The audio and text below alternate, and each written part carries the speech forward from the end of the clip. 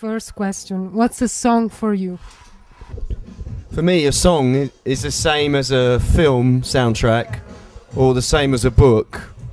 It's an idea. Yeah, it's a creative process. It's an idea. Yeah, I don't really have boundaries between film, music.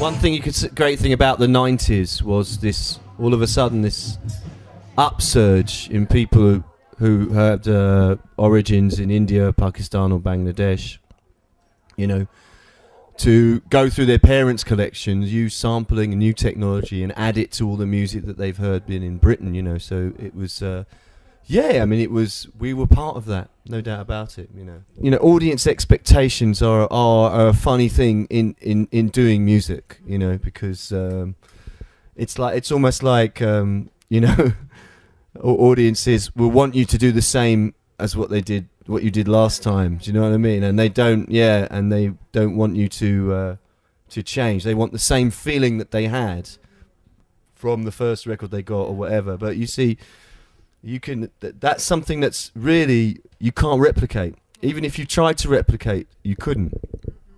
So you must always go with your instinct. But at the same time, I think you also have to have a sense of what defines you as a group. There's certain things that maybe you can't do, you know what I mean? The most influential Italian musician, I think, was Giorgio Moroder. You don't know who he is? You don't know who he is? Yeah, of course, he's the most influential Italian musician in modern music, I can think so. That's probably it in terms of, there's not much music that comes from Italy that influences the rest of the world. Is there really? It's not. I think that's not the. It's not really the focus of Italian culture. You know, different cultures have different focuses. You know, I mean, to me, it's a cliche, I know, but you know, food and music, food and fashion is something that Italy is particularly good at. You know, and I think there's a good joie de vivre in Italy. You know, people like to enjoy themselves. You know, and relax and stuff like that. You know.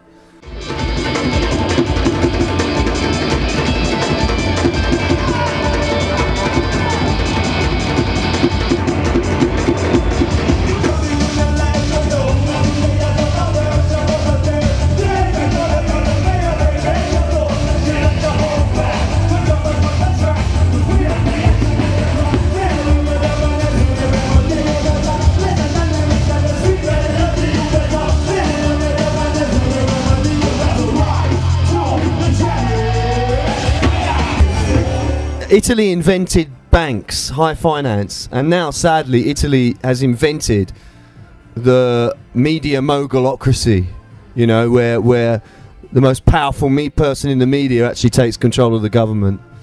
And that's a first, and that's very, very dangerous, you know. This is happening in Italy. Yeah, well, of course it is. In the government, they're saying art, you don't eat with art, so it's not that important. Well, you do eat with art. You know, even the poorest people on earth have a flourishing art. You know what I mean? The poorest Indian villages will have their own incredible music and their own incredible, you know, pictures of the gods and stuff. They'll all have it, the poorest people on earth. So it's not true, you know.